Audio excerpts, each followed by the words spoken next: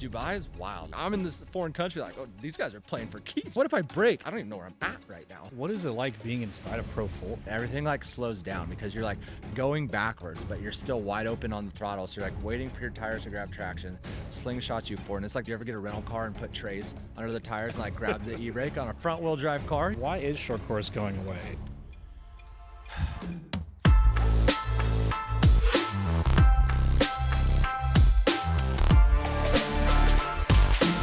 It's story time. We're here with RJ Anderson, short course, UTVs, trophy trucks. What haven't you driven? Yeah, extreme E, electric race cars, a little bit of it all. I try to keep it on my toes, I guess, as best as possible. That's awesome. When did you first start driving? So I started driving my very first intro into motorsports, riding dirt bikes as a kid, but into racing was go-karts, asphalt go-karts at Adams Motorsports Park. And I was 13 years old with my dad, just doing it for fun every so often. And then I got into off-road when I was 15, right around when trophy carts came to the scene. So one of the things about my career, I feel like my age really lent itself to like jump into this off-road scene. You know, the timing was just impeccable. Yeah, that's cool. When you got into the off-road world at 15, what were you driving? Like trophy carts at first, and then where did it transition from there? Yep. So I started racing go-karts on asphalt, and it just really wasn't my scene. Like, go to the races on a weekend and be like, oh, I forgot my tire gauge. And you like go to the guy next to you, hey, can I borrow your tire gauge? And he's like, oh, I didn't bring mine. And you're like, you can like see it on the table. Yeah. And you're like, all right, dude, no worries. And so it just like didn't really click. Like I grew up in obviously the off-road world riding dirt bikes. And so trophy carts came about, and I begged my dad forever to like go trophy kart racing. And he caved. We went trophy kart racing for a year, and my dad absolutely hated it. It was really, they were like lawnmower engines back then, you know, like okay, really like they're great concept. It's super cool. Everyone's was the same, but like he'd been racing his whole life, and like to like put all this effort into what we were actually racing. I was 15 years old. I could only do it for another year. That's right when UTV racing became big. So I only did trophy karts for a year before transitioning to UTVs when I was 16.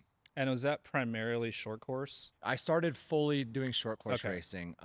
At the time, desert racing was around for UTVs, but as you can imagine, UTVs 15 years ago, going through the desert, it was quite the task going 40 miles an hour for an entire race. So I started with short course racing, and it was massive back in the day. That's kind of, I think, the first evolution of UTV racing was in short course. Yeah, that's super cool. When you were that age, was there any racers that you were like really looked up to? As far as racers I looked up to growing up, I always looked up to people that kind of did things their own way. So I would say like two people that I really looked up to growing up were Travis Pastrana, which is cool because I got to race against him a few times now, and Rob Dyrdek, who wasn't necessarily a racer. He came from skateboarding world, but I always respected and like enjoyed his business mindset and like how he had turned, you know, his action sports life into business and fun. So like I would say of two people growing up, those are two guys I kind of looked up to growing up.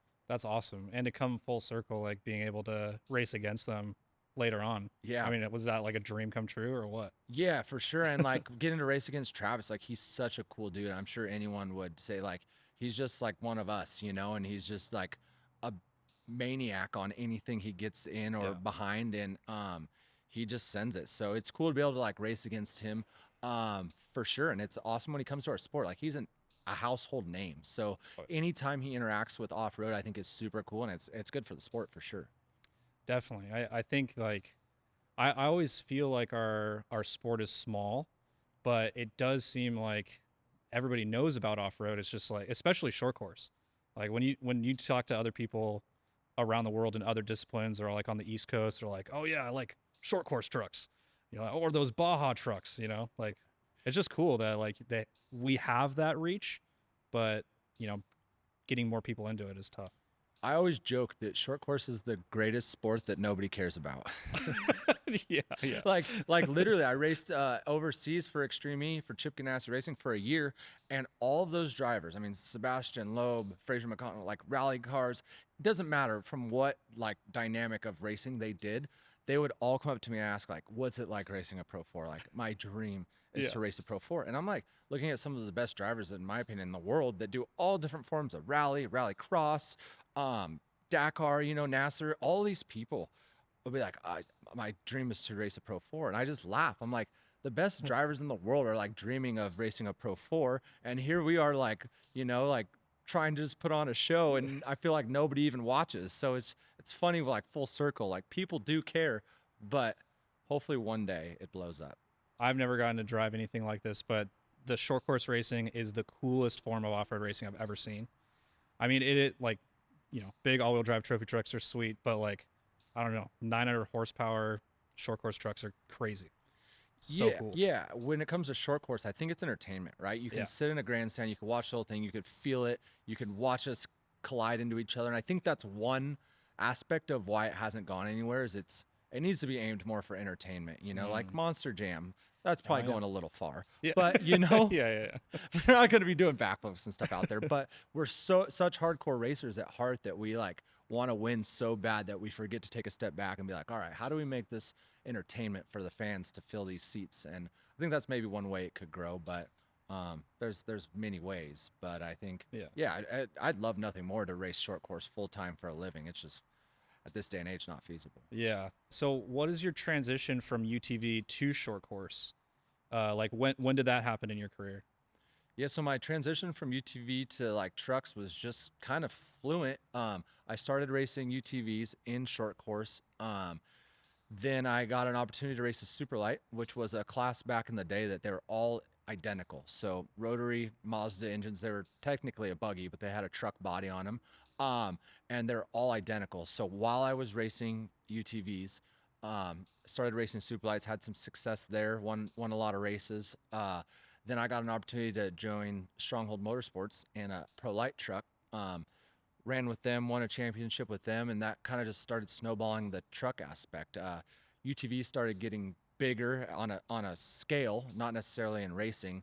UTV racing in short course kind of dwindled off for a bit there because it got so expensive. Mm. So car counts in UTV short course racing went way down.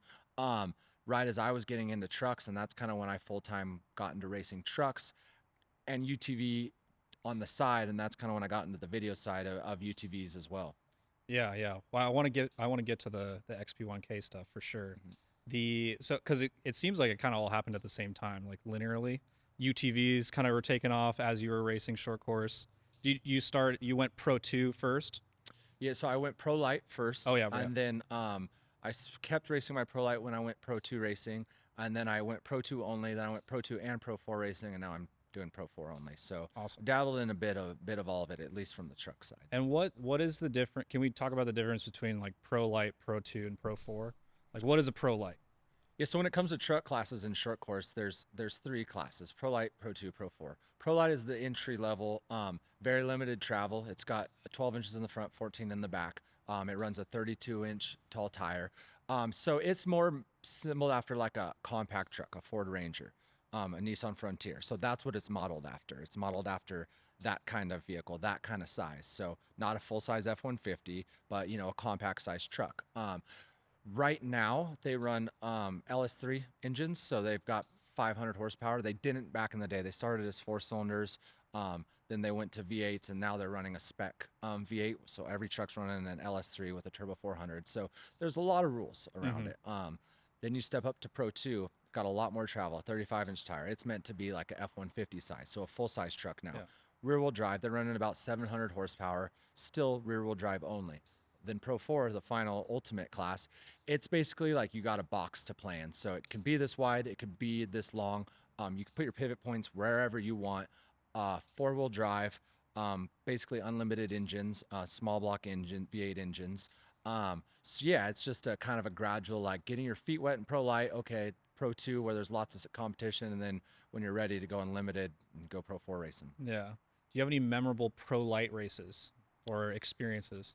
I have a ton of memorable Pro Light races. That was kind of where I got a lot of wins in my career, and I did it for quite a few years, and that's when we were racing 16 times a year. So like you're racing 8 weekends out of the year, or if not 9 in a Pro Light, like you stack up a lot of races in a year. So doing that for 4 or 5 years straight, I have a lot of memories. And it was my first time going in truck racing. So I definitely have a lot of memories in the Pro Light class.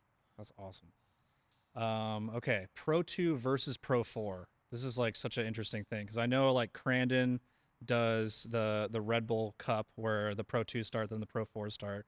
What is the feeling between those two cars? Yeah, so Pro 2 versus Pro 4, they're honestly super different. While they look the same, you drive them completely different. And I drove both at the same time for a while, and it was hard. Like, there's been a few guys that have done Pro 2 and Pro 4 the same weekends, and it's hard because it's hard to be switched on in both. Interesting. So the Pro 2 is like you trying to be ultra smooth. It's a lot of power with only 2 tires trying to break traction. So the whole time your truck's very soft. You're chasing traction the whole time. You're going up against the cushion, we call it, where the hard packed dirt meets the fluff, and you chase that all race trying to get good drive off because you have so much power going to 2 tires that it just wants to do a burnout the whole time. I mean, if you put the thing in first gear, it just does a burnout until you shift it, basically. So it's more like very calculated driving and movements. Like you got to be really fluid. You got to like chase the cushion. You got to be really on with setup, your converter and gear. Like if you're off, like the best driver is going to have a bad day if you miss setup in a Pro 2 truck. A Pro 4, very opposite, very aggressive driving style. Almost like the harder you drive it, the better it reacts. Like it likes you to land sideways. It likes you to back it into a corner. It likes like literally the harder you can drive it. Sometimes if you like try to drive a Pro 4 and you're not comfortable on the track, like you're gonna go backwards because if you're just like kind of tiptoeing around, it just eats you up. You got to be aggressive into the corners, and so it's 2 different driving styles. It's got a manual gearbox in it, so there's a lot going on in a Pro 4, but it also makes it like super fun to drive because based on the conditions, you can overcome maybe a bad setup as a driver with the gearbox, with the way your truck reacts. You can overcome some things where in a Pro 2, if your setup's not fully on, it's hard to go anywhere.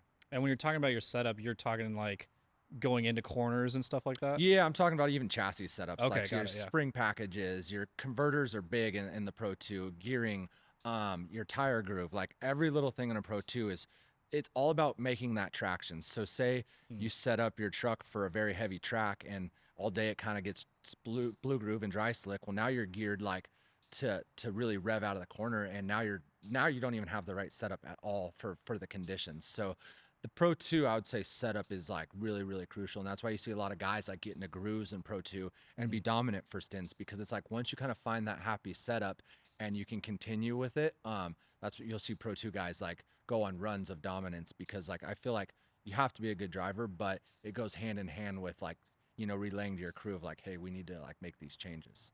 Got it. Interesting. What is it like being inside a Pro 4? Like Pro 4, with all I feel like there's so much going on. What's going on? Pro 4s are violent. They're almost 900 horsepower. They turn almost 9,000 RPM gearbox.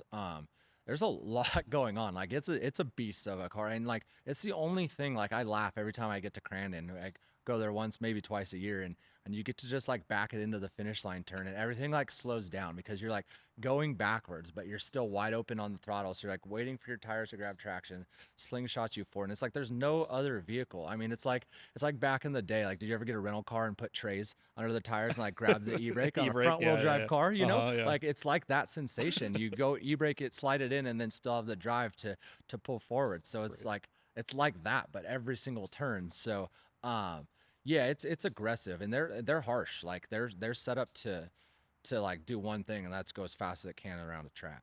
And you have like everyone else on track trying to do that too, right? Like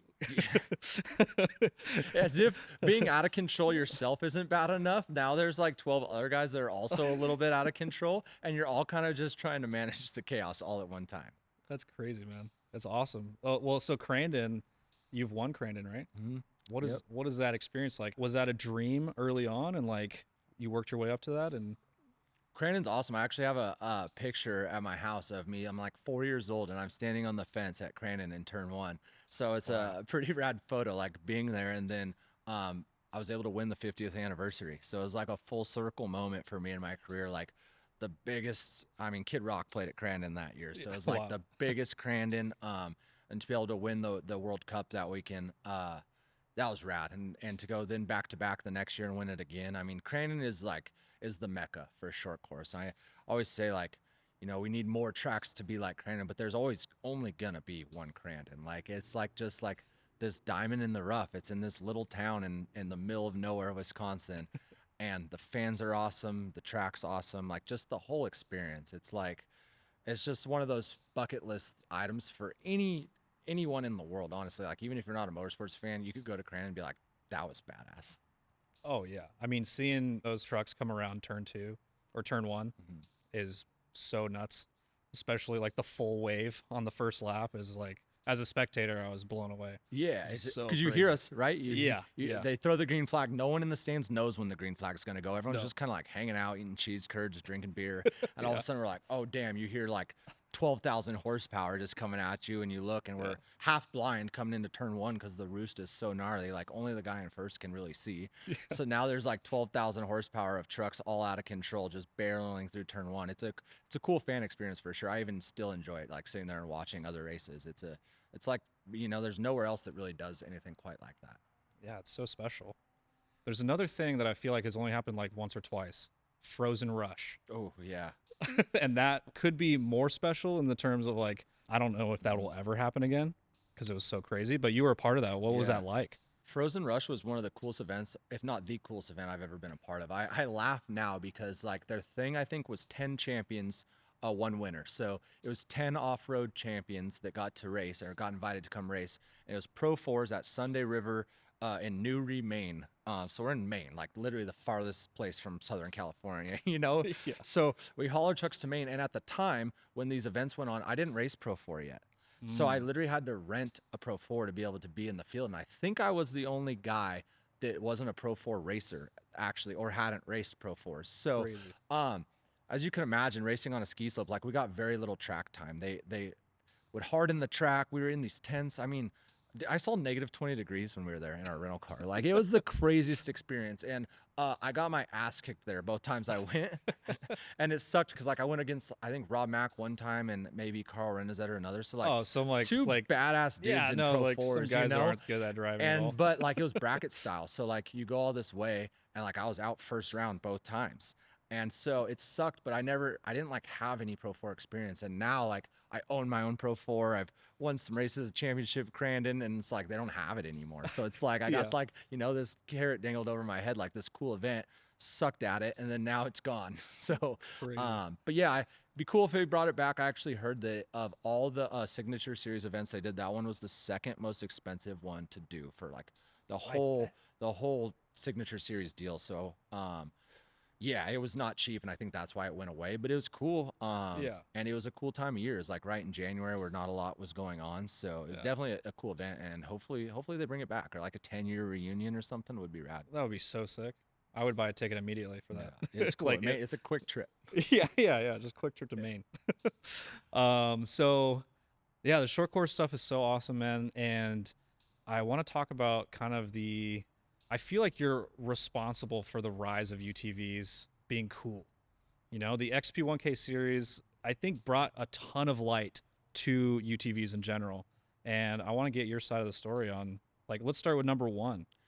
It's funny the way you just phrase that because that's exactly my mindset when we started doing these projects. Is I came from dirt bikes, motocross, and when UTVs came around, like I started going and taking them to like motocross tracks and jumping. And I have kind of a suspension background. My dad owned a suspension company, so like really familiar with like vehicle dynamics and stuff like that. And back in the day, for those that weren't around back when UTVs first came out, like 2008, like they weren't built to jump. Like now you see what they are now, but like 2008, 2009, like they were not built whatsoever to jump. Like Yeah. you could like drive 'em around your property and you know, like that's about it.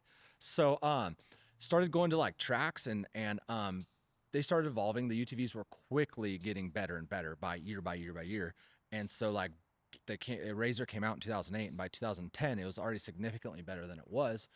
Going to local motocross tracks and jumping them, and like it was funny because I was in UTVs, but I was also starting to race trucks at the time. So it was like a joke, like I was the golf cart guy, Yeah. you Yeah. know? Yeah. And Yeah. because that's how UTVs were looked at. It Yeah. was like, hey, they're just a little bit faster golf carts. Like my Easy Go damn near goes 40, you know? Yeah. So like they were a laughing stock almost to start with. And I was like, they're actually cool. Like I do believe like we need a platform where we could show that like UTVs are actually cool because they've progressed. Yeah, yeah. When they first came around, like 2005, whenever, they weren't very cool, you Yeah. know. But everything starts somewhere. Like the very first dirt bike sucked, you know. You couldn't hit like a Supercross triple with it, you Yeah. know. It's just like the evolution. So like, and Polaris is the company that came in and like pushed the hardest.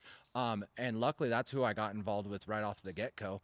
When I started racing, so that was the exact conversation. I went in, Craig Scanlon at the time, he was my boss at Polaris and he was in charge of the whole Razor category, and still is around UTV racing to this day.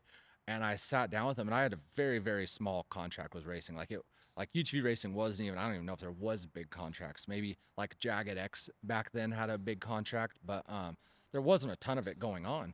Uh, so I'm like, what if we did a video like what Ken Block does? I mean, Ken set the standard for these type of videos, Definitely. bar Yeah. none, you know. Mm-hmm. And I grew up watching them, and I'm like, hey, what if we did something like a viral video, but for UTVs, like in the dirt, like showcasing like what a UTV can do because they are cool, and I think they're cool, you know, and they get ragged on so hard, and obviously it's very costly to do a video like that. So it's kind Yeah. of like a thing like, hey, you guys got one opportunity to kind of like try to do something, like put something together, you know, and let's see what we could do. So that was like the first brainchild of it, is like how do we make this actually cool where people like put some respect on UTVs, you know? Yeah.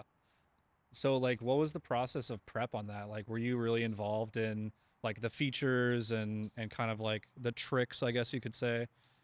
Yeah, so the long story short process of how it started is I was involved with Polaris. I pitched it to Craig. He said, I'll give you a shot at this. I went to my friend at the time, Joey D, and I was like, hey, uh, you're the guy to help me like put this together. You know, you've got the marketing mind. Like, what do you think about this? And at the time, he had just started working with Mad Media, who he's like, well, I got the guys that already have filmed a Gymkhana. Like, they already know how to do all of this. So Yeah. like, that's kind of like, in long story short, how it like fruitioned. Um, and then it kind of just exploded from there. The first one was successful. We got a chance to do another one. Another one was successful. And then we did the first one when the XP1000 Mm-hmm. was released from Polaris. And that was like literally a game-changing vehicle in the UTV industry. Oh Like yeah. it's still a good vehicle. Like you could get an XP1000 that was built in 2013, 2014 and still go drive it. Like you could still go have fun in it, even though it's 10, 11 years old. Yeah. You know, prior to that, the vehicles prior to that, I'm like, you can drive them around your yard, you know, but like they're Yeah. not Yeah. meant to go out in the desert. So like that was a game-changing vehicle, and we dropped the video in release Mm-hmm. with that new vehicle. So then we got to do a couple more after that when they released the Turbo S, when they released the Turbo Razor. Like we got to kind of keep leveling up, and then way down the line, even when they got to do the Pro R and working with Hoonigan on that as well. Oh yeah, yeah. That was the Long Beach one, Yeah, right? correct, Yeah. correct. Very cool. What's your favorite one? I get asked that all the time. What was my favorite one? They all had like crazy different memories to me. The Hoonigan one was cool because we got to go urban. It was one of the things for a long time, just through legal, like no urban, like these are not driven on the street. These Yeah. are not driven on the street. And I wanted to for so long go urban. Yeah. So the Hoonigan one being 100% urban in Long Beach, not too far from where I live, was like super cool. It's hard to knock the first one because it was the XP1K one, but honestly, my favorite one is probably the second XP1K, Okay. XP1K2. It took by far the most time to do and build because it was in Washington and it rains there every day. So like literally like at some points we So- flew home like because we were so rained out and Really? like, had to Wow. come back and Oh my do some God. stunts. So yeah, and everyone grinded it out on that. But it's like that was probably my favorite one because like there's actually some really cool jumps in it. We integrated the wall of death for that one. Like really mountain bikey, you know, with all the cut wood that they used in it. It does So seem super mountain bike. exactly. Yeah. And that's Yeah. what's cool is like using other influences. Like I wouldn't say anything we ever did was like groundbreaking, unique, you know. It's like using other like action sports ideas and stuff yeah. and just like doing it in a UTV, like making it cool, you know. Yeah, that's awesome, man. Don't you get like flown in on a helicopter? Yeah. Yeah, So yeah. the initial part was super casual too. Yeah, Just yeah. a super expensive helicopter flying me in. Yeah, exactly. Yeah. Hanging from a helicopter. Hanging from a not helicopter. you in a helicopter, yeah. The UTV Yeah, and everything. UTV, yeah, under a helicopter. That's awesome. So you're in short course, like super heavy. You have the XP1K thing going on. Are you interested in like open desert racing at all at this point? Have you dabbled in it at all? Because I think you've like worked your way up to, I mean, what's behind you? Mhm. It's awesome trophy truck, Yep. but where did that kind of start?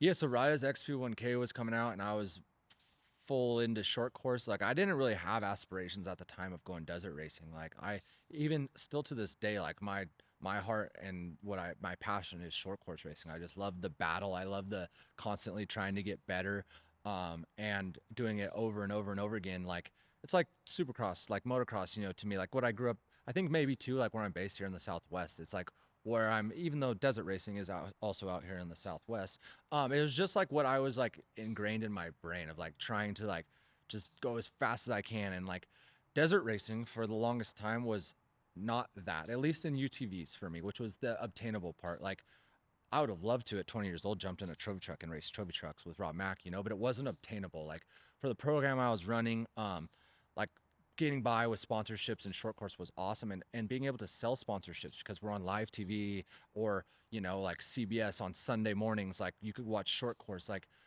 10-15 years ago, you got to think the coverage in desert racing was like, I mean, you go to race desert and Yeah, like look yeah, up the results, like, right. I mean, it yeah, wasn't yeah, like it is 100%. now, Yeah, like, it's crazy of what it's gotten to now. yeah, And who would have thought it would happen so fast? But like, it just wasn't there. You were going off cell phone videos that people would later put on forums and stuff like yeah, that. So like, short course was it for me. It was like where it was on TV, you could sell it to sponsors. Like, uh, trophy truck racing almost seemed like a hobbyist sport, like if I have the money one day, I'd love to race a trophy truck. Like it's the ultimate vehicle, like I had a lot of respect for it, but it was just so far out of like reach that what was in reach for me was UTV desert racing. And it was not to the caliber of like what I would have enjoyed at the time. mm, Meaning that like in 2012, you had to drive a UTV at 60%.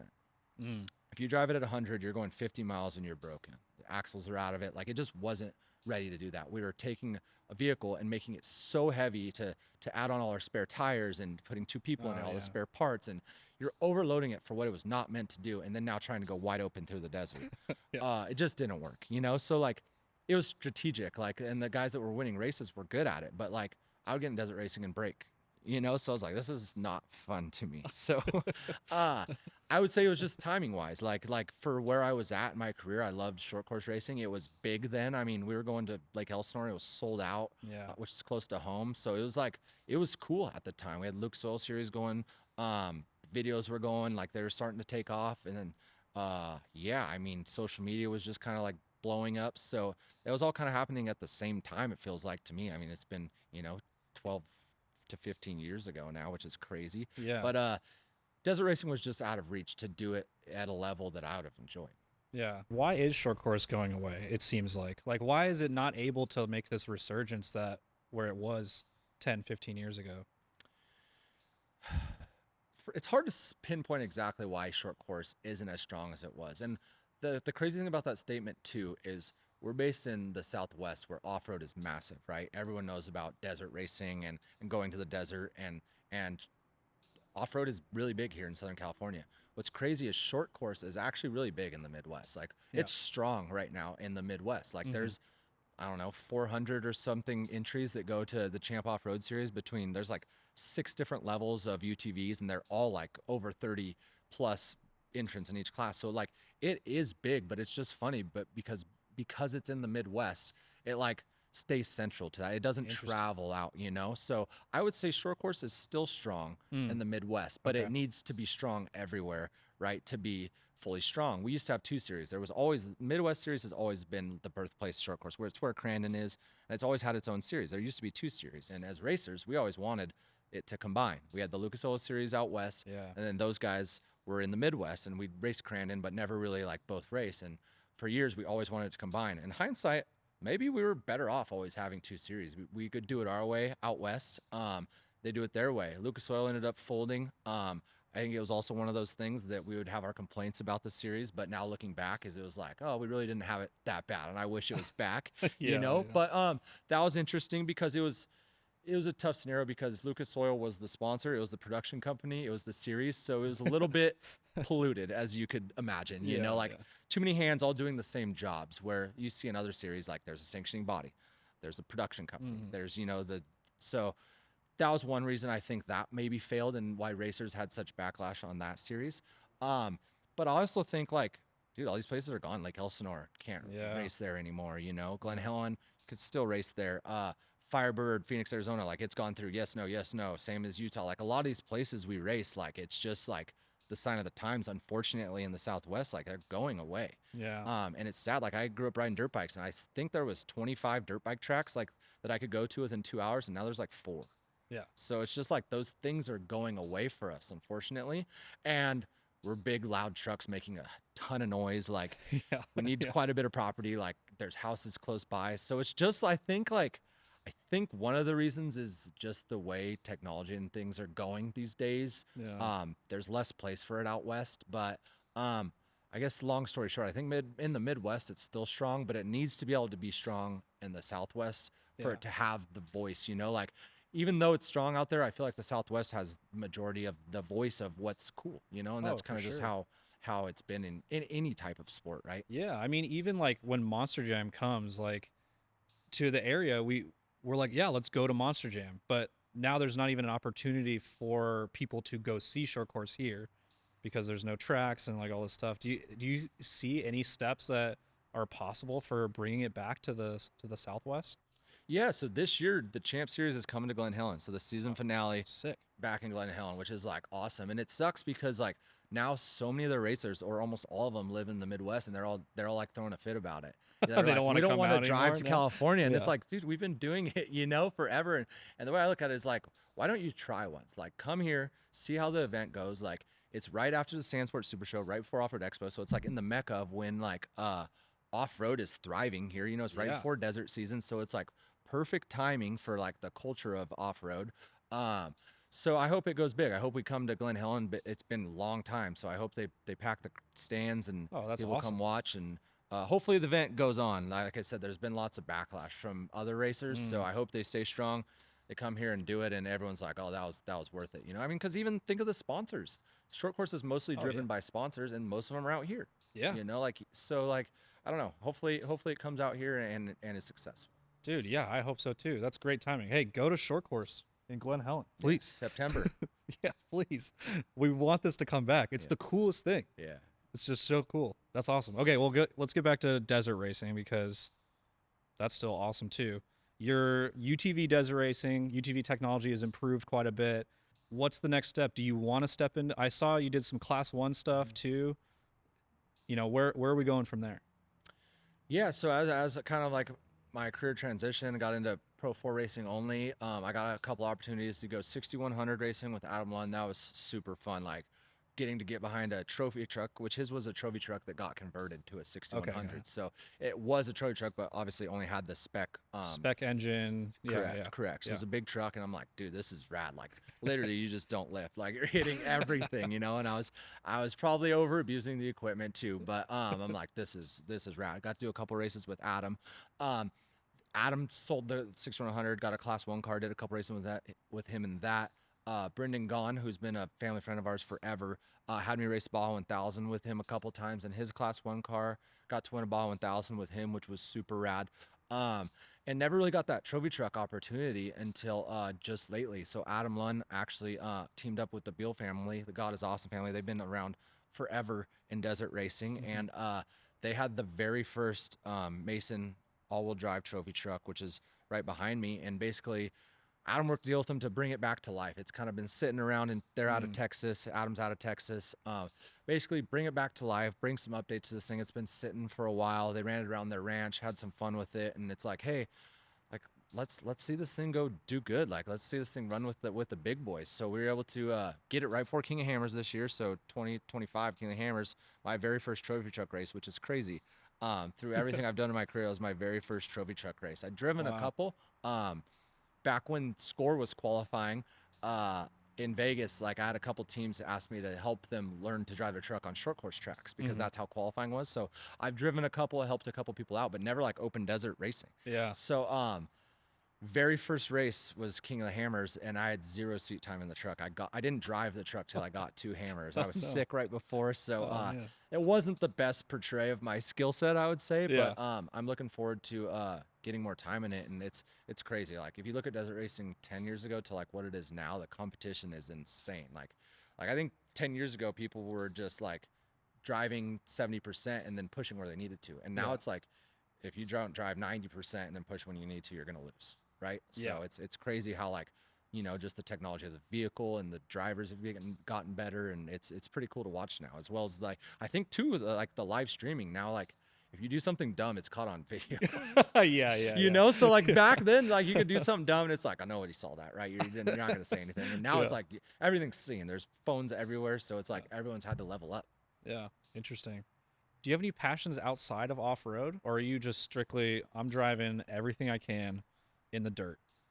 Yeah, I would say I have a passion for anything that's cool, anything that's badass, you know, Okay. like action sports. Like I have a passion for anything. I'm one of those guys that I like to do everything once. Like even if I absolutely don't like it, like I'm down to try it one time, you know, Like snails, like eating snails. like eating snails. I would try it one time. Yeah, one time at So, least. yeah, I've had like goat brain in What? Dubai. Oh, Yeah, okay, yeah. cool. So I've done some crazy things. Oh, yeah. What were you doing in Dubai? I've gone crazy. I went to Dubai for it's actually basically like a Camp Razor, but in Dubai. So Oh, I've whoa. been there 2 times. What is a Camp Razor for people who don't know?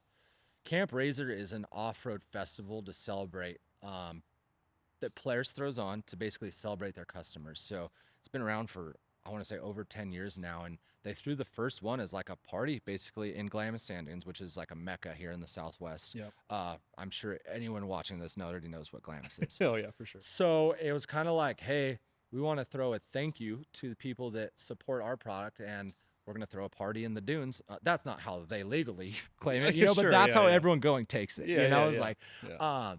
it's a party in the dunes. So they put on concerts, give away razors, offer to fix your vehicle for absolutely free. If you have an issue out there, you pull it in. Their Really? That's technicians, awesome. yeah, like say you break a clutch, wait in line, boom, they change it for free to get you back on the trail with your family, Wow. which is like super cool. Like nobody else does that. Yeah, So that's like, awesome. they did do that in Glamis for 10 years now, basically every Halloween weekend. And they did one in Dubai. It was a different scale. They teamed up with a festival out there, but it was the same concept of like, hey, supporting our customers and stuff out here. Like, let's go into the dunes and have fun and ride and enjoy what these machines are made for. So you got to do that in Dubai. I got to do it in China. I got to do it in Oh Dubai. man, wow. Yeah. That's awesome. Yeah. What So was I've that gotten like? to be some cool places. I got into Race a Razor in Australia. So it's taken me some cool places for sure. I'm a lucky guy for sure. That's awesome. What was Dubai like for that event? And the desert landscape too. Like if what was the riding style? Yeah. Dubai is wild. Like just the culture and everything. Like it was a culture shock for me because I was fairly young when we went. I'm gonna say we went in 2015 is Mhm. when I went to Dubai the first time. So I was 21 years old basically, traveling across the world and experiencing something I never had before. And it was just so cool, like seeing their passion. Like Mm.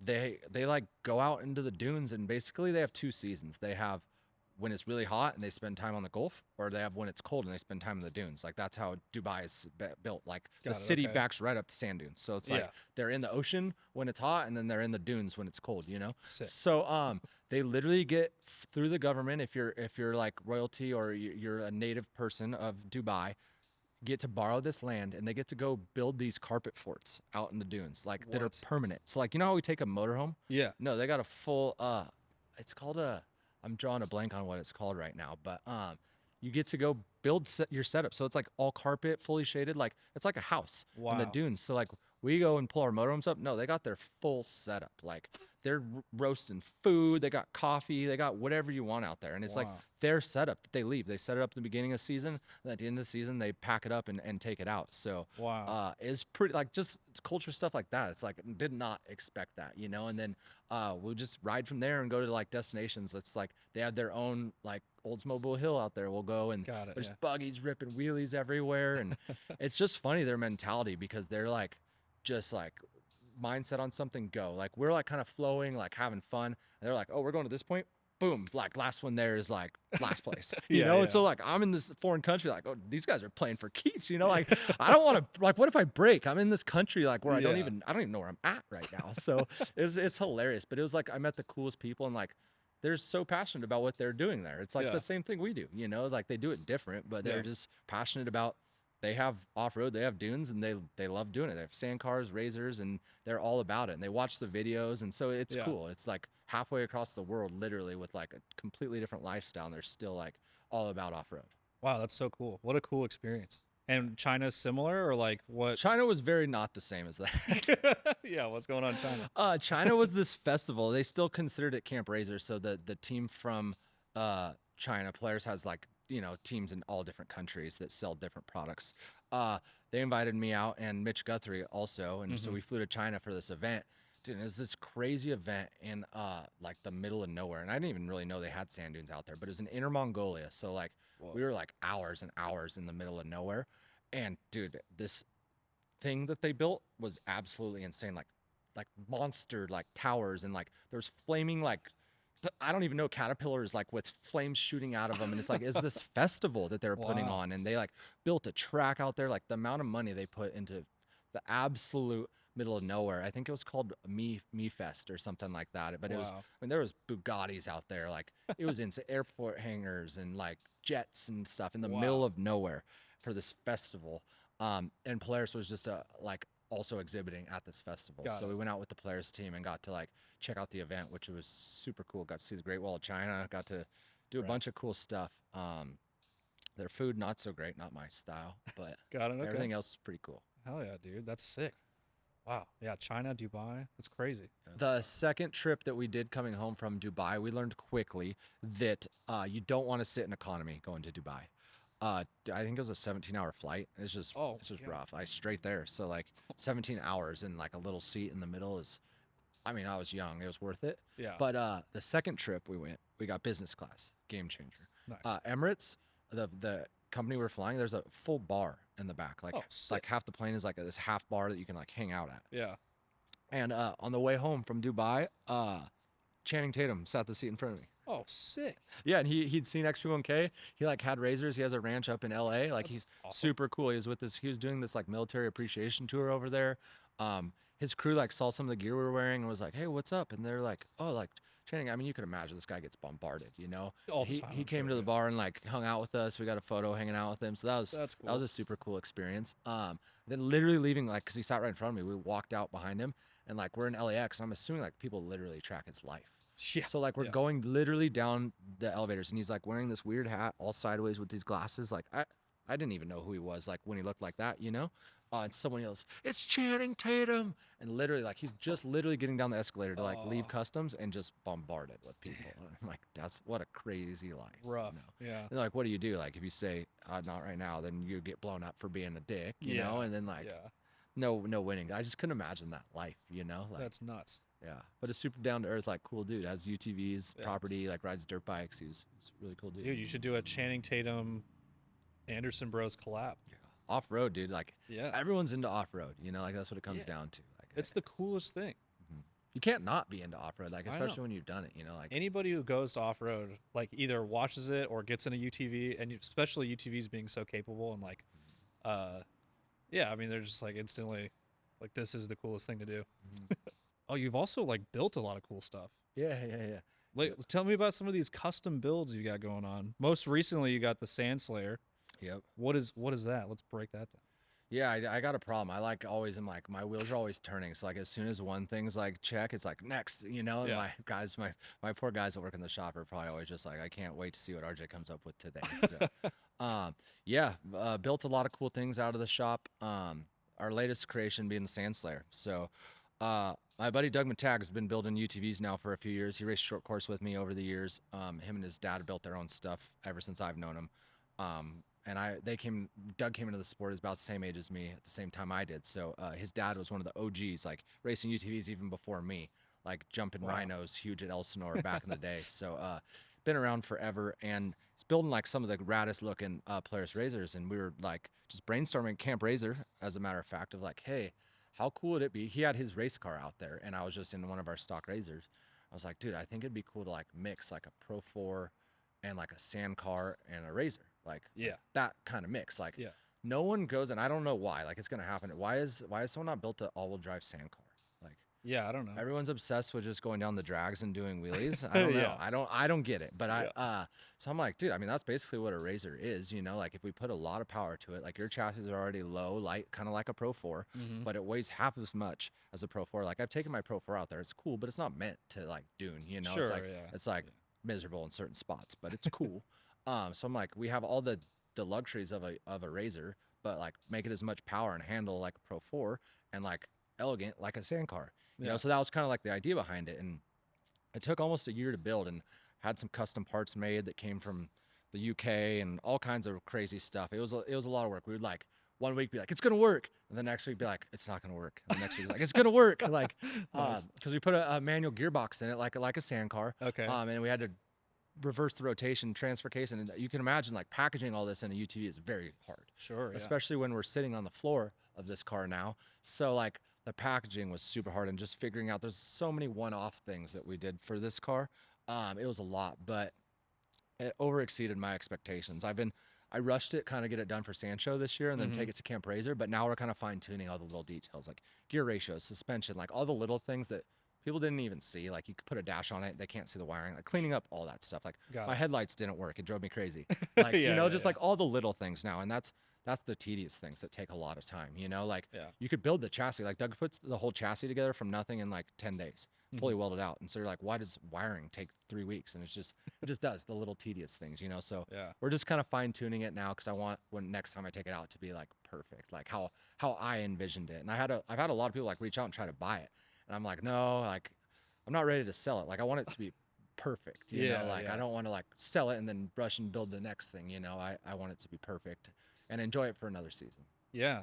And it's on bags too, right? It's like very like Funko. Exactly. You can air out. when Exactly. you get to, Yeah. that's And so cool. I was like inspired by a lot of different things, like a Funko. Exactly. Like, Yeah. it's so rad. Like there's not many UTVs. There is some now, but like you pull up to the hill and like just set it on the ground. People are like, what? But it's so wide and low already that the stance just looks super mean, like a Funko. Yeah. Like it looks like you pull up next to one and it's like, is that?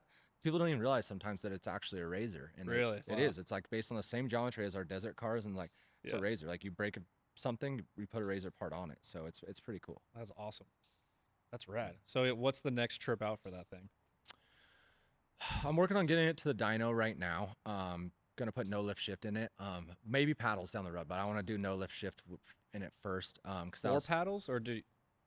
no right now. Oh no, it'll- paddle shifters. paddle shifters. Yeah, okay. yeah, yeah. Well, now that'd be now cool. I've driven the all-wheel drive truck. I'm like, it's gotta have paddles, you know. So Yeah, I'm yeah. just like I've driven it. Like the cost per miles I put on that thing, you don't even want to know. People wouldn't even be happy, because I think I've only put 120 miles on it. So what I've spent on it for the 120 miles, it's not a good mathematical equation. So Yeah, yeah. whatever I do next, I got to burn a lot of miles to make It's it. cool though. It's cool. It doesn't Yeah. matter. It doesn't Yeah, matter. yeah. It is cool.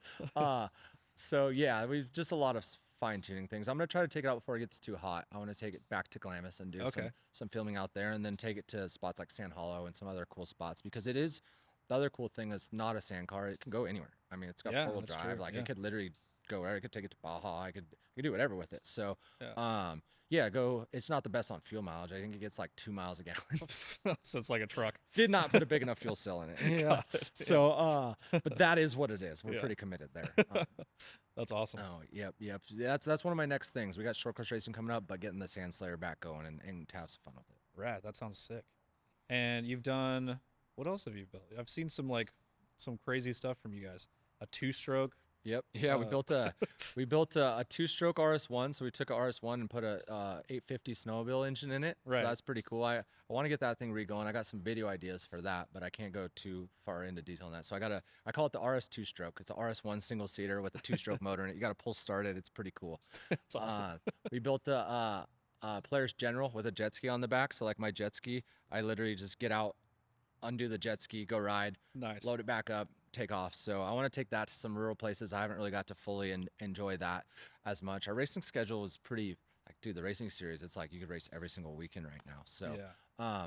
racing's kept me busy, but I gotta make some time to go to enjoy the builds. So those are some of our three: the Sand Slayer, the General Ski, and the RS 2-stroke. That's awesome. When you're like putting together some of those builds and the ideas behind it, is there always a media plan for that?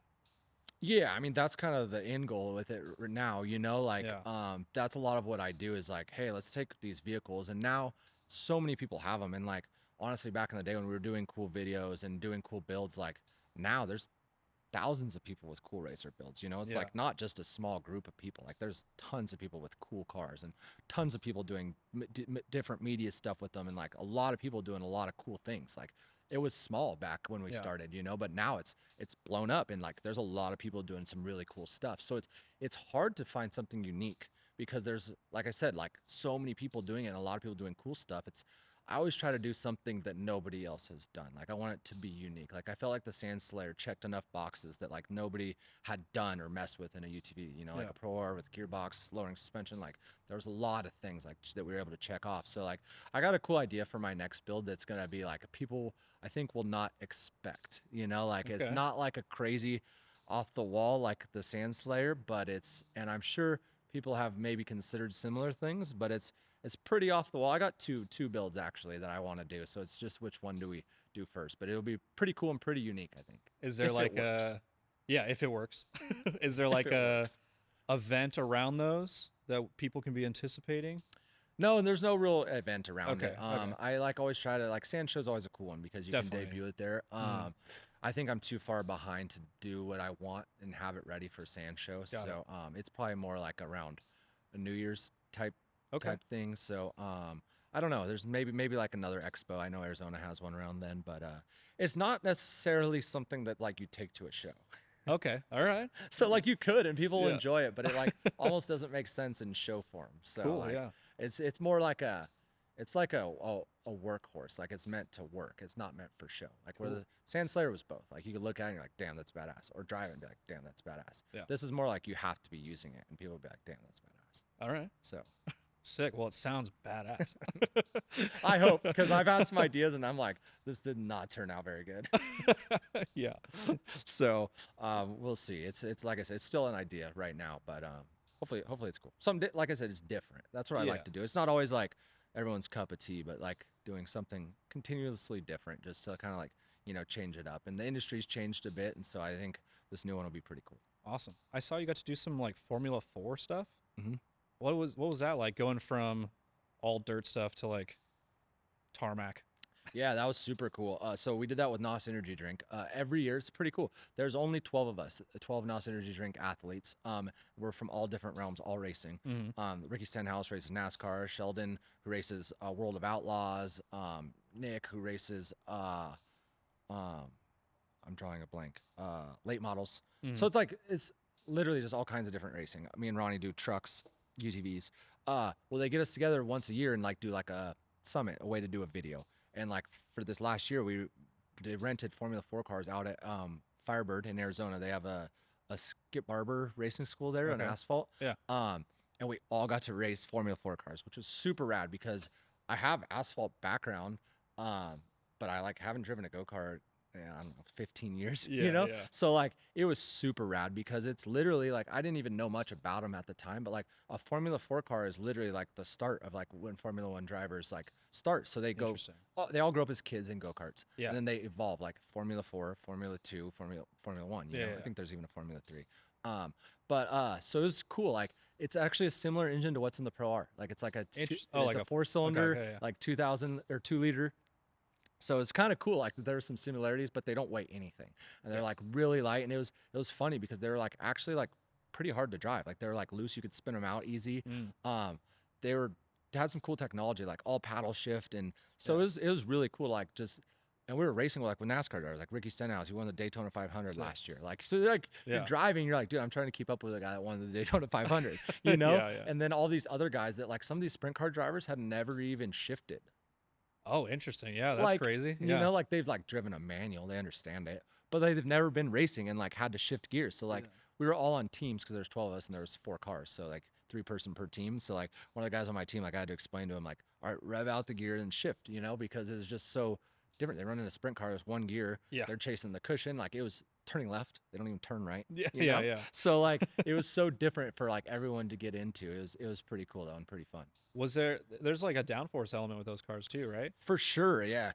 Yeah, exactly. Like, and that's what's crazy is sometimes like staying faster was better than lifting because if you lift, then it like unbalances the car. Where if you stay like on the throttle, it's meant like to create its own grip. It keeps you in the downforce. Exactly. That's so crazy. So and that was like way past us even commuting because I think we got like, I mean, all day we got maybe 20 laps, you know. So like you're trying to pick up quick, and it wasn't like overly fast, but we were going 100 in them. So like you're moving and you're like clicking the corners, and then just like how fast it brakes, it's incredible because it's just so different from like an off-road car, big, heavy, you know, with suspension. It was just like so like very agile. Yeah. Would you be interested in like pursuing any of that stuff, or are you mainly like that's cool, but dirt is where I'm at? asphalt racing is cool, and I got a lot of respect for it. I think a lot of people don't have respect 'cause they're like, oh, it's just, going in a circle. But I do have a lot of respect for a lot of asphalt racing. It'd be cool. I just don't think like my career's gone far enough. I would have had to start a long time ago, Got it. Yeah. like To get I've been so rooted in the like dirt. I got like dust in my veins, So in. like Yeah.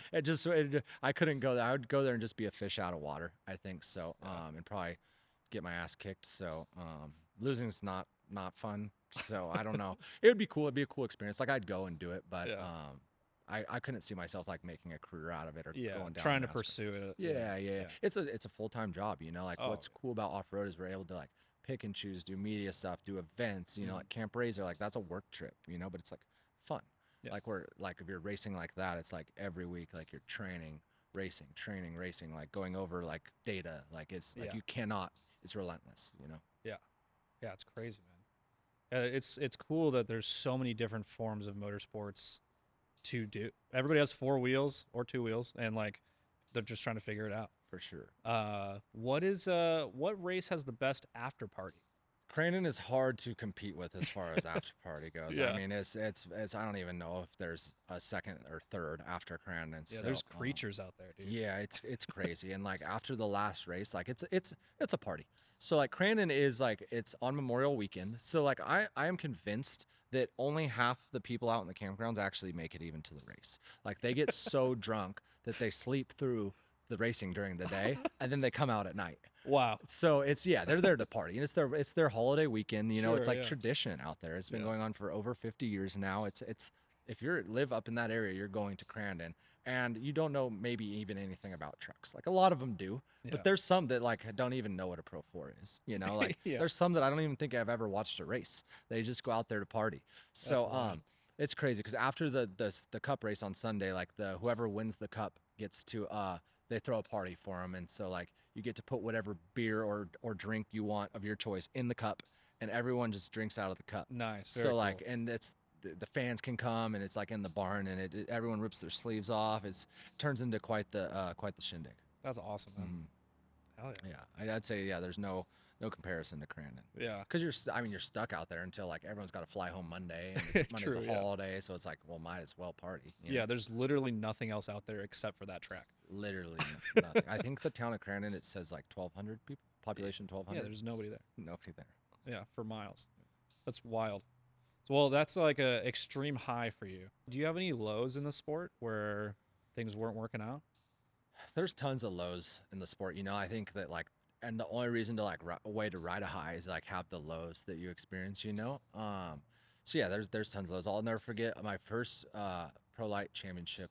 I lost. I'd won in 2012, and in 2013 I was battling with Brian Deegan, and we had a horrible start to the year, and like we were clawing back points and like quick. Like it was the second to last round. We're in Vegas, and Elsinore was the final the next weekend, and it was the first race of the weekend, and we were closing the gap a little bit, and I'll never forget. It was the first lap.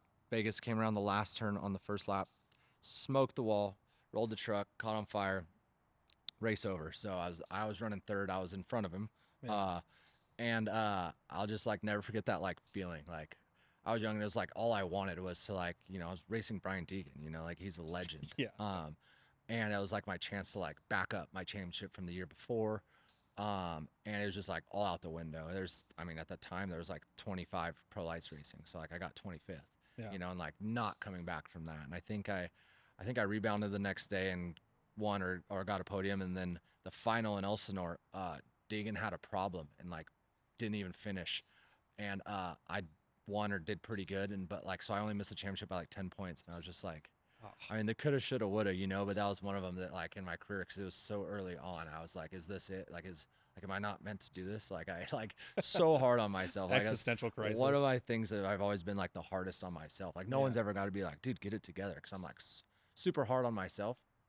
And I'll never forget that. It was a learning lesson, but like, I was pushing. It was like, I don't know if I would do anything different. Like you watch the video and you're like, what was I thinking? Like trying to win the race in the first lap, Yeah. Yeah, that was a pretty low moment. Wow. What keeps you going? Like, what keeps you moving forward, doing builds, trying to race? Is there a pinnacle thing? It's funny because people ask me that, like, what's next for RJ? And I'm like, I don't necessarily know if I have, like, my whole life I did. I'm like, I want to race Pro 4, I want to be a Pro 4 champion. I want to race an all-drive truck. I want to overall the Baja 1000. I think that would be a cool goal, is Mm. to one day have a chance to win a Baja 1000 overall with my brother. So like Oh, as a that'd be family, awesome. that'd be Yeah. super cool. Obviously that's our goal, to try to do it now in a UTV. It's hard. We've attempted it. We got third one year in our class, and it was my brother and my dad raced with us. So that was like super cool. Maybe the coolest thing I ever done in my life, because we got to share a podium. It was third, but it was still cool. Like my dad got to drive the last 150 miles, so like we did That's it as a awesome. family. So that was cool. So it'd be cool to like do something like that, a Baja 1000, but overall, that would be super cool. But as far as like racing accomplishments, I mean, I feel like I've been thankful enough and lucky enough to like check off a bunch of them. Like Baja 500, I've never had good luck there. I'd love to win a Baja 500 in Yeah. any class one day. Like there's little ones like that, Yeah. Um, I'm fueled by like adrenaline. I like doing like one-off builds and stuff like that. Honestly, fuels me more nowadays than racing. Like I kind of see trophies and they're on the shelves and they collect dust and they're cool, but for how much work and how much time you put in to earn them, like I feel like for it to go away so fast is like, Mm. like I've ridden that high so many times, earned the trophy, and then like now you're already chasing the next one. And so like doing these builds, it's a long, continuous, like, and then you get to enjoy it for longer, and then you get to either sell it and have someone else enjoy it, or do a video and then like put it out for other people to enjoy. Like it's just a different time in my life, I think. Like where when I was younger, I would have never said like this is what I want to do, Right. But I'm 32 years old now, and I've raced my whole life. So it's like I wouldn't say racing my whole life is necessarily what like is next for RJ. Got it. That's awesome, man. I have Mud Nationals on here too. It's so funny too, because like it was crazy there, but like when I did got content there of like what was going on, like nobody here even cared. Like it Yeah. was like the worst performing thing I've ever put on social media. Yeah. And it's just so funny because you go there and you're just like, this is the coolest thing I ever done. Yeah. Yeah. Like there's no As long as rules. you're not in your own car. Yeah, Yeah. exactly, Yeah. exactly, If you're in exactly. somebody That is else's actually a car. funny story. We totaled a car the very first time we went on accident. Uh-huh. But first trip to Mud Nationals, I was sponsored by Highlifter at the time, and it was me, my brother, and Daniel Shingelberg, one of our media guys. We went out there, and they're like, "Hey, we want you to come out. We're gonna get you a vehicle. Like, what kind of vehicle do you want?" And they had a Highlifter edition Polaris Ranger at the time.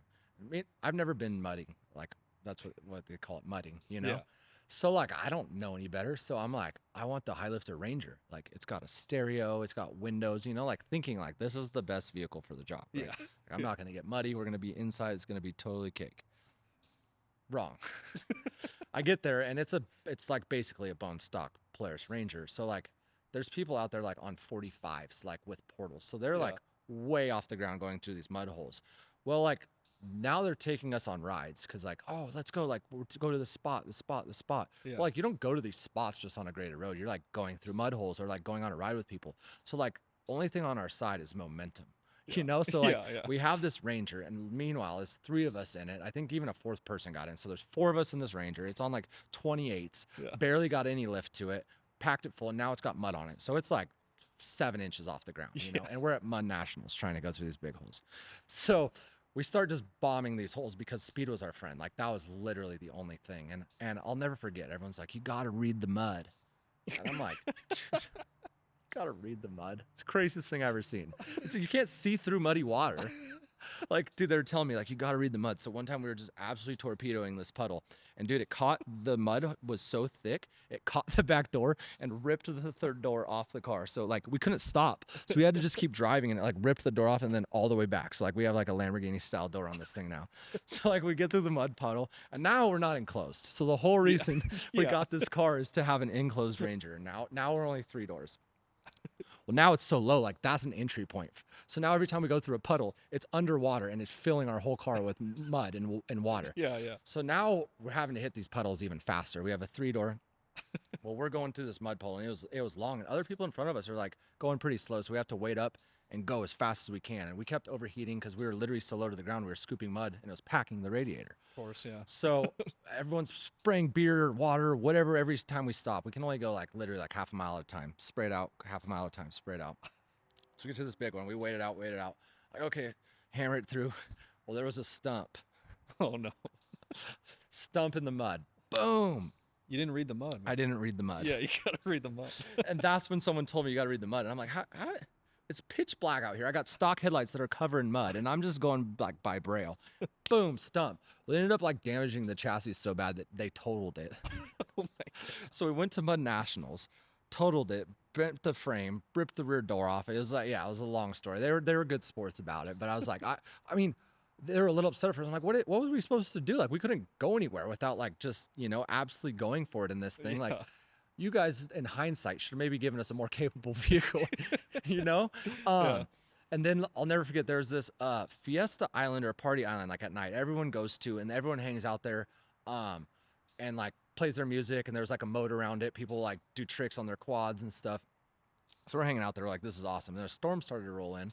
And so everyone's like, all right, we got to pack it up, go in. And we're like, oh, we'll wait it out. So we're like one of the last 5 people to go. Well, we had an axle had popped out that we didn't know about. So we like literally go to leave and we get stuck right away. Oh no. Not even joking. There's one person left. And so we're like flagging them down, like, come on, please come this way. Comes our way, luckily. Yeah. Luckily winches us out, but we almost were just people of the mud. Like we were gonna have to just stay out there. Like it was way too far to walk back to where our camp was, Yeah. and this storm is coming. So like we waited out thinking nothing of it, and then we get stuck right away, and it's like, oh no. And our winch, we couldn't winch ourselves out because we'd already broken our winch. Of course, because we'd been stuck a lot throughout the trip. So, but it was the crazy experience, and it was funny because like while you're there, you're like, this is like the most fun I've ever had driving. Like this is so different. Like, how can you have so much fun in just this little park in this mud? Yeah. And like you put it on Instagram and stuff, and like nobody even cares. It's like what are you doing out there? Why are you driving? Why are you all muddy? Like why are you like Slow. Why are waist you guys deep in going so slow? waist deep in mud? And yeah, it was funny. It was something else for sure. Snakes in the water. You see snakes randomly cruising through the water. Like Oh, it was something different. And I got to go 2 years, and it was 2 really fun years. But I would go back. As Mud National is like one of those things that I would go back for sure. Yeah. That was a crazy event, man. Mhm. That's so wild. Yeah, just like it's just so like it's not what we're used to, like not at all. And I feel like the rides were like 3 miles. yeah, Like it was yeah, not even like that long or like that far of a distance. But they took hours. It Like, took the rides so took long. Yeah. hours. Like dude, it's like someone braking is like what they want. Yeah. It's like they want someone to brake. Like, And it's yeah, like, and now we can just sit here. It's like, oh my dude, God. and it's funny because like the biggest thing for Mud Nationals is speakers. Like the Oh, yeah. speaker output is massive. Yeah. But what's funny about that is like everyone's playing theirs. Yeah. So like you're going around and it's just like 17 different songs. Yeah. Like all just mega cranked on wakeboard towers on the back of these Yeah. UTVs, Yeah. And so it's like you get home and you're like, I drove to work, I think for a week without any radio on. It's Yeah, like, I like just- no yeah, music. Yeah. yeah. Also, It's- they called everything bikes. Bikes. Yeah. Everything was a bike. Bike. Yeah. That was interesting. I was Yeah. like, Yeah. That's Bike, that's that's got funny. 4 wheels. Yeah. But it's okay. Hey, We're in jump the in my culture. bike. Yeah, Yeah, we're in the yeah, culture. yeah, We're figuring it out. Yep. Exactly. Yeah. That was an awesome trip. Do you have any stories with Ronnie? Oh yeah. I mean, I know you guys were at Mud Nationals together, but like, I took him out one time driving my own truck on accident. oh no. Oh, dude, it was bad. Is this a short course? Yeah. Okay. Yeah, it was maybe another one of the lows of my life. In Lucas Oil, they did at the end of the year a Pro 2 versus Pro 4 Challenge Cup. Pro 2s would start first and Pro 4s. Yeah. And the Pro 4s would catch them. I think it was the year before I won the championship, but Ronnie was racing Pro Light at the time, and I raced Pro 2 and Pro 4. And so it was like, my truck always worked really good at Arizona. I'm like, hey, race the Pro 2. Like, it's already here. Like, end of the year, like, it's like Yeah. there's literally no harm that could be done. Like, it's basically a free race, like, just have fun. Like, you don't need to, like, go win, but, like, go drive around. So he enters the Pro 2, his first Pro 2 race. And I catch him. So, like, he's killing it all race. He's, like, running with Rob Mack. Like, he killed a race. I think he was running 4th in Pro 2 or something. So he's, like, running good, like, has his own race. Obviously, once the Pro 4s catch the Pro 2s, it's over for them anyways. Yeah, yeah. So, like, I caught him going into turn 2 and Firebird. And I think the worst thing was, like, we were planning on, like, hey, when I catch you, like, we'll tell you and just move.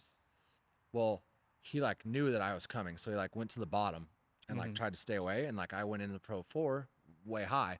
And then, like, he's like, oh, shit, he's not here. So then he went to go high and get out of the way. And I was up there. And so I was, like, already kind of committed. But, like, he came off, like, the jump was right out of the corner. So he came off, like, kind of, like, sideways to get away. And I needed to just square it up. But I was, like, in the zone. I was literally right behind Kyle Duke, who was leading the race. So I was like, I was in like my own race of my own. Yeah. And literally, like, if we were just not told Ronnie anything, it would have just been fine because we were just racing past him, you know? Yeah. But like, he was trying to get out of my way, Oh you no. know, because he like knew I was in a battle. Pulls across, and I, instead of just like checking up and going around him, like I like went bumpered him like to like hit him off the jump, like not meaning to take him out, but it just so happened that like when I hit him, his truck was sideways enough that it hit him, and he went off the jump sideways and Oh, landed full nut right in front of me. So now he's like like this, yeah. right in front of me, like in my truck. My brother, boom, lands sideways, rear end housing flies out of the truck, goes up in flames, barrel rolls, and now I'm just like, literally, like I just wanted to pull off the track. Like I pulled up next to him, and he was like, good, but like just the feeling, you know, Yeah. in your body of like, I didn't really care about the truck, but like seeing the truck up in smoke, it's totaled, looks totaled. I just literally took my breath, like, this is like not worth it. I think you win like 30 grand to win. So like I literally just did like $50,000 of damage, put my brother's life at risk. Oh, Like man. now I'm like, why am I even out here like driving, you know? Like it was like the worst feeling in the world. 'Cause like literally is in front of me, like Yeah. crashing. And they're designed to crash, but still like the last one thing you want to do is take out your brother. Like Of literally course, he was yeah. out there just to have fun. And like Yeah. I was just like so caught up that I just like didn't think anything of it, bumpered him. Not even like to get out of the way. Like I just like bumped him, like not thinking like it would kill my speed or kill his. Yeah. And just like, hey, like I'm over here now, you know, like he was trying to get out of the way. Yeah. I just didn't take my time, and I hit him. He was already sideways because he was trying to get out of the way. Yeah. Bad deal. Yeah. Bad And deal. he was like, "You totally hit me on purpose." He was he was just kind of, I think he was like scared at first. I don't know if he'd ever really been in a bad wreck. And then he was like, what just happened? Like I got to drive this one time, and now I just like literally like ate it bad, you know? Like Yeah. it was a pretty hard crash. Like we were going pretty fast. So I think he was like a little bit shaken up by it. Like I don't really know how to feel. Luckily he was fine, but like that feeling, like it doesn't go away for a while. Like I just like wanted to instantly, like, I think I ended up finishing and I got second or third, and it was like the worst second or third I ever got. Like I'm like, I don't even Yeah. want to be here. And then people get photos of it, and then it's like everywhere on Instagram, Yeah. and like all people want to take out, and like people are laughing about it, you know, like, oh, you took your brother out, and it's like this worst feeling in your stomach. So then you're just like, shut the fuck up, you know, like, yeah, I did, I actually did, but like I want to just like bury myself in a hole right now, you know, like I felt like this big, but Yeah. it was a bad feeling. Damn. Yeah, we got a lot of stories. That was probably low. Yeah. But National is one of the highs. Yeah. Mud Nationals and taking out your brother. Yeah. I'm like a big like family first kind of guy. Like my crew guys, even like it feels like family to me, you know. So when things are going good, it's like feels like family, you know. When things Yeah. are going bad, it's like, well, we're there for each other. So it's cool. But when things go bad with your family, it's not good. Yeah. Definitely. I got a funny story about 420. Yeah, let's do it. So 420, like, you know, 420, like a weed smoking holiday of the year. Of course. You know? Yeah. Yeah. Well, not everyone knows. I've heard of this. Yeah. I learned that not Yeah. everyone knows this Got it. because Okay. my brother, when he was growing up, he was number 20. Oh, got it. And based on your class, like you're like number 220, number 520. Well, he was like moving into a new class, and it was the 4 class. So he was going to be number 420. And so I like tell my mom, I'm like, I don't think that's a good idea. She's like dead set on it. Like, Yeah. yeah. Like that's his number. He's been before 20. And I'm like, oh, whatever. Like I just let it go. And then finally, like people start like making jokes about it, like 420, light it up. And like my mom's like naive to the whole thing. Like I don't get what's going on. So like finally I tell her the story one day. I'm like, yeah, so like 420, it's like a date. It's like when people like smoke weed. I don't even know like the science behind it, but I just know Yeah. like it's Yeah. like the weed smokers It's extremely national scientific. holiday Yeah. is 420, and everybody knows that. And she's like, oh my god. So meanwhile my brother's like 11 years old, and he's number 420, like pumping it hard. And now like as an 11-year-old or whatever, like he's like thinks it's even cooler. Yeah. Like, Yeah. oh dang, like I got like the weed smokers on my side. Like Yeah. that is rad. It was so funny because my mom's like a second grade school teacher forever. So like she was just like, I cannot believe that I let my son go out there and race as number 420. You're like, I tried to tell you, Mom. I tried to tell you, but she's like, but you didn't. I'm like, I mean, what was I supposed to say? You know, he was dead set on it. You were dead set on it. Who am I to interrupt this? You know? Yeah. So it's pretty funny. He got to be 420. He got that one on me. That's pretty cool. Yeah, that's pretty cool. Yeah, what is there a lot of rivalry between you two? No, and we've done a pretty good job like over the years of just even racing like different classes. Like we rarely, I mean, one of the only times we raced against each other is when I took him out. Nice, yeah. Now he's So like it didn't doesn't go want to do it didn't go anymore. good. So like we just separate ourselves now naturally. Yeah, I like race Pro 4, he races Pro 2. And then in the desert we typically will share. Like so on a long race we get in the same car. Yeah. So we're not out there at the same time. Yeah, I mean, but it's like one of those things, like even if I was racing against him, like if he won and I got second, like that would be even better for me. You know, Yeah. like I think it's just one of those things as being like an older brother, like it's like seeing them succeed, you know, like you gave them the tools to like be better than you, right? Is like the goal, you Yeah. know, like with all of it. So yeah, we don't get to race each other much. Crandon's, we still get to at Crandon, but it's one of those things that if I do catch him, like a Pro 2's a sitting duck, any Pro 2 to a Pro 4. So it's like Yeah. it's kind of all a game of chance there. So it's not as like competitive. Thank you so much for watching. Let us know down in the comments below who you want us to talk to next. Subscribe. We're doing this monthly. So thank you so much, RJ. Appreciate it. Yeah, thanks guys.